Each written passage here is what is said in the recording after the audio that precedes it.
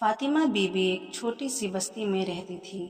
شوہر کے انتقال کے بعد ان کے 2 چھوٹے بچے احمد اور حمزہ تھے۔ احمد کی عمر 4 سال اور حمزہ کی عمر 2 سال تھی جب ان کے والد کا انتقال ہو گیا۔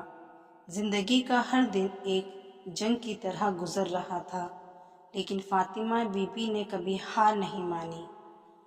کپڑے دھو کر، برتن صاف کر کے، لوگوں کے گھروں میں کام کر کے وہ صرف ایک وجہ سے جی رہی تھی، اپنے بچوں کے لیے۔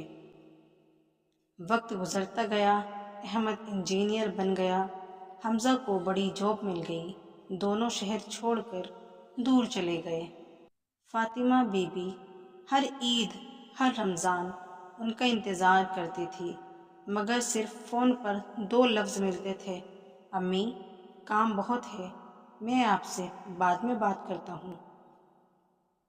رات کے اندھیرے میں فاطمہ بی بی قرآن اٹھاتی تھی اور دونوں بیٹوں کے لیے دعا کرتی تھی۔ آنکھوں سے آنسو ٹپکتے، لیکن زبان پر شکایت کا ایک لفظ نہ ہوتا۔ کبھی کبھی وہ تصویریں دیکھتی اور خود سے پوچھتی، کیا میں نے کچھ کمی چھوڑی تھی ان دونوں کی پرورش میں؟ ایک دن فاطمہ بی بی 2 دن سے گھر سے باہر نہیں نکلی۔ پڑوسیوں نے دروازہ توڑا۔ انہوں نے دیکھا فاطمہ بی بی سجدے کی حالت میں پڑی ہوئی ہے۔ لوگوں نے دیکھا تو فاطمہ بی بی دنیا سے جا چکی تھی، مگر آنکھوں سے آنسو اب بھی بہہ رہے تھے، جیسے ان کی آخری دعا بھی انہی بیٹوں کے لیے تھی جنہیں ان کا درد سنائی ہی نہ دیا۔ احمد اور حمزہ آئے، کفن دیا، دفن کیا، پھر واپس چلے گئے، بنا ایک لمحے ماں کے پاس رکے۔ قبر پر ایک فوٹو کھینچ کر سوشل میڈیا پر لکھ دیا، مس یو امی جان۔ نبی کریم صلی اللہ علیہ وسلم نے فرمایا، جنت ماں کے قدموں تلے ہے، لیکن ہم ماں کے قدموں میں بیٹھنا تو دور، ان کا فون اٹھانا بھی بھول چکے ہیں۔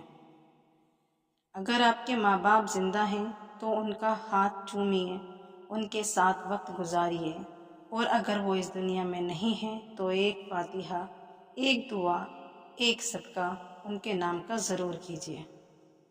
اس کے ساتھ ساتھ میں ہر ایک ماں باپ کو یہ میسج دینا چاہتی ہوں کہ اپنی اولادوں کے ساتھ حسن سلوک کریں اور ان کو دینی تعلیم سے دور نہ جانے دیں، کیونکہ دنیا کی تعلیم آپ کتنی ہی حاصل کرا دیں، پر جو مقام ماں باپ کا قرآن سکھاتا ہے وہ کسی اور کتاب میں نہیں۔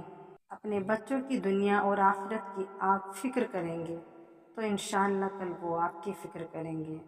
اگر میری بات سے آپ سہمت ہیں تو کمنٹ میں ضرور لکھیں۔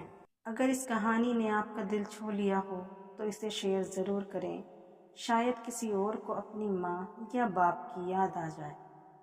ایسی اور ویڈیوز کے لیے آپ ہمارے چینل سے جڑے